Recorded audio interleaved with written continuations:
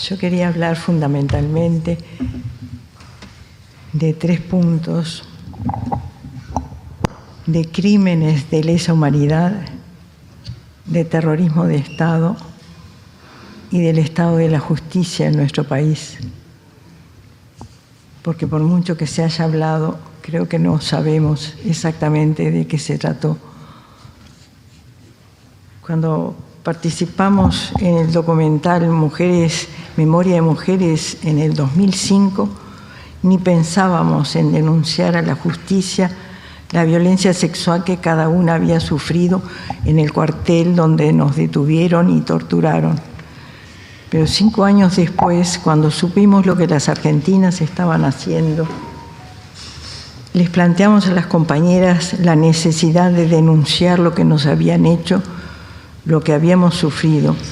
En primer lugar, por nosotras mismas, para sanarnos y porque teníamos derecho a ser reparadas. Después, por las compañeras asesinadas en la tortura y por el nunca más. Para llegar a hacer la denuncia vivimos un largo proceso con la ayuda de una psicóloga y un asistente social, con muchísimas reuniones en las que fuimos largando con sollozos muchas veces lo que nos habían hecho. Muchas se sintieron liberadas. Por fin puedo dormir tranquila, dijo una. Pero una compañera se murió de cáncer al poco tiempo. Otra, a la que le habían hecho oír llantos de niños diciéndole que eran sus hijos, se murió meses después.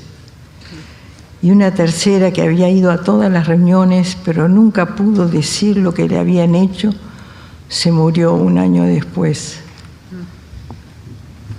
Es que nos sometieron a las formas más aberrantes y crueles de la violencia sexual, desde la desnudez forzada, prolongada y expuesta, hasta todo tipo de abusos sexuales, con objetos y palos en el ano, con ratas en los senos, con picana, electricidad en los genitales.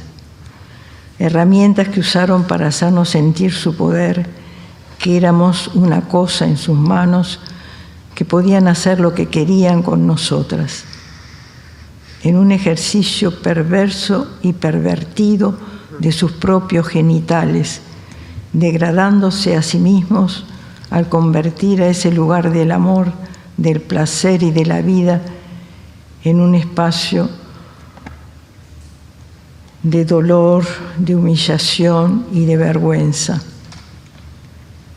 Se habían deshumanizado a tal punto que se habían convertido en monstruos de un sadismo inimaginable, en una jauría salvaje capaz de asesinar en la tortura a seres humanos. Y se pasan hablando de sus tribunales de honor, cuando mancillaron al Ejército Nacional con los peores crímenes de nuestra historia. Propusimos hacer nuestra denuncia como crimen de lesa humanidad.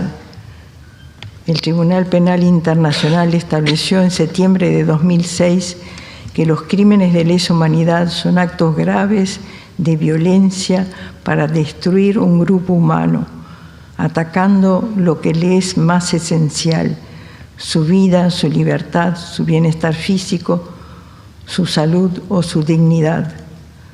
Son actos inhumanos que, por su generalización, sistematicidad y gravedad, exceden los límites tolerables de la comunidad internacional, que debe necesariamente exigir su castigo.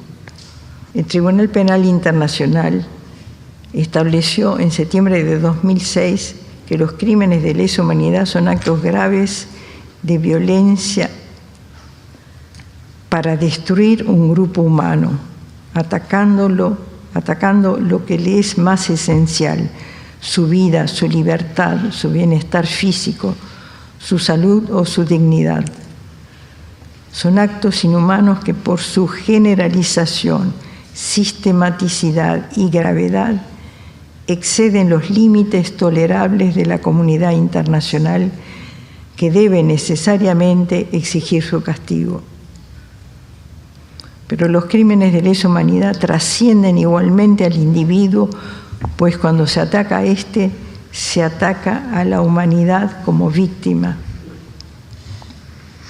Y esos crímenes de lesa humanidad permanecen en el tiempo, son imprescriptibles.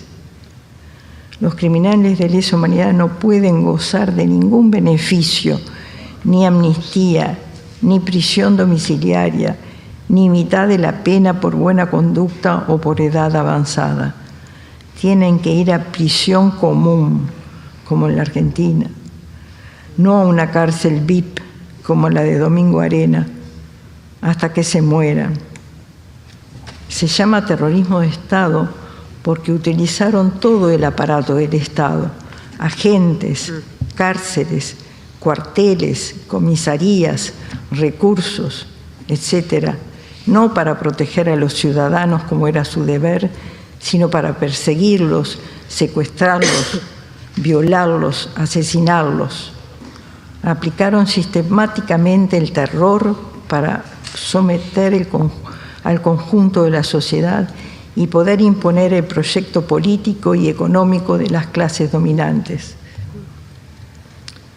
que los habían llamado en su auxilio ante la efervescencia social de los años 60, que había protestas, manifestaciones, paros, huelgas contra el FMI y sus exigencias de ajuste fiscal y de recortes en el gasto público, por el desempleo creciente, la inflación galopante y los salarios congelados, con el consiguiente empobrecimiento de las mayorías y con ricos cada vez más ricos a costa de pobres cada vez más pobres.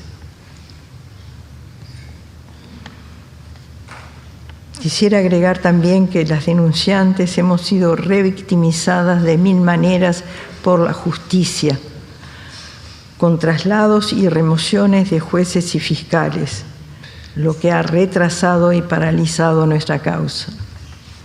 No es lo mismo el juez que nos oyó de viva voz y una a una lo que nos habían hecho, que después otro juez cualquiera que toma nota, que es un empleado de la burocracia. El fiscal Percivale nos convocó hace poco a repetir, es decir, recordar, volver a pasar por el cuerpo la denuncia individual frente a los defensores de los monstruos que se permitieron interrogarnos.